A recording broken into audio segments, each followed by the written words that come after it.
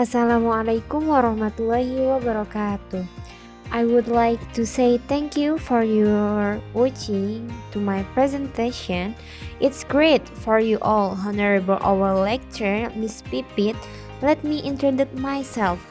My name is Eka Suci Romadanti and I'm from the third semester of English Education major with the number 22971940003. My presentation consists of the following part of infinitive in intermediate English grammar lesson. Please look at the picture. Infinitive. Infinitive used to explain why someone is doing something, often replacing the phrase in order to. Infinitive. Infinitive adalah kata kerja dasar yang belum mengalami perubahan bentuk, baik karena perubahan waktu atau penambahan akhiran huruf s or es or is.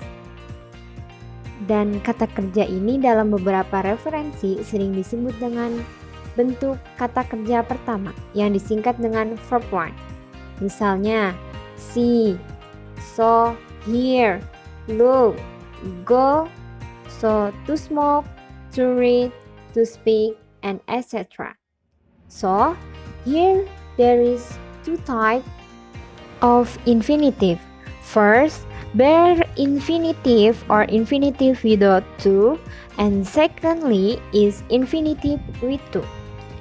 Pada umumnya, jenis-jenis infinitif atau kata kerja dasar dibagi menjadi dua macam, yaitu bare infinitive atau infinitive without to atau kata kerja infinitif tanpa to, dan infinitive with to, kata kerja infinitif yang diikuti dengan to. Bare infinitive atau bare infinitive without to yaitu kata kerja dasar yang tidak diawali oleh kata to. Kata kerja ini disebut juga dengan kata kerja asli. Bare infinitive berfungsi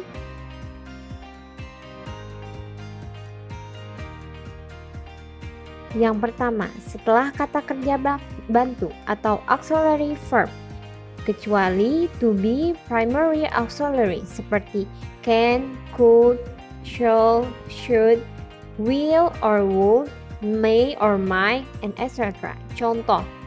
Contohnya, she can speak Mandarin and Japanese.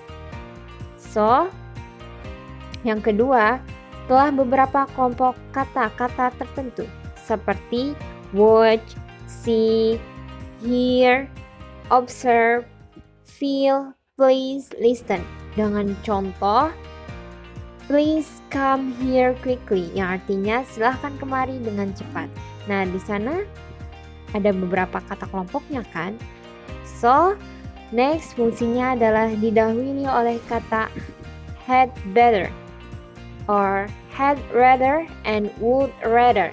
Contoh katanya, you had better go to my house. So next diawali oleh kata need and there pada kalimat negatif dan kalimat tanya, interrogative sentence. Contoh kalimat, I dare not tell it. Nah, di sana kan terdapat kata there. So next, setelah kata kerja causative verb. Contohnya like have, get, let, want, help, and etc. And the example of this is she lets me go. Yang artinya dia perempuan membiarkanku pergi. Dan di sana terdapat kata kerja causative. So leads me to the next point. First, I will explain about to infinitive first. To infinitive adalah kata kerja dasar yang diawali oleh kata to dan biasa berfungsi sebagai kata benda atau kata kerja yang biasa diikuti oleh objek. Kata kerja ini sering disebut dengan istilah infinitive with to, kata kerja infinitif dengan to. So here, I will tell you about to infinitive function. First function from to infinitive is subject of sentence atau subjek kalimat. The example of this one is to swim is a good exercise, yang mana artinya adalah berenang itu sebuah latihan yang baik, dimana di dalamnya terdapat kalimat subjek. So, secondly, subject complement atau pelengkap subjek. Dalam hal ini, to infinitive sering digunakan bersamaan dengan to be seperti am, is, are, was, were yang berfungsi untuk menyatakan suatu perintah, keinginan, atau keharusan. The example of this one is I am to clean my room now, and that bersamaan dengan kata to be. Nah, kata to be-nya adalah am. So next, complement to verb, pelengkap terhadap kata kerja. The example of this one is promise to see him at the California, yang mana artinya aku berjanji menemuinya di California. So next, objective complement, pelengkap objek. The example is I order to you leave my sister.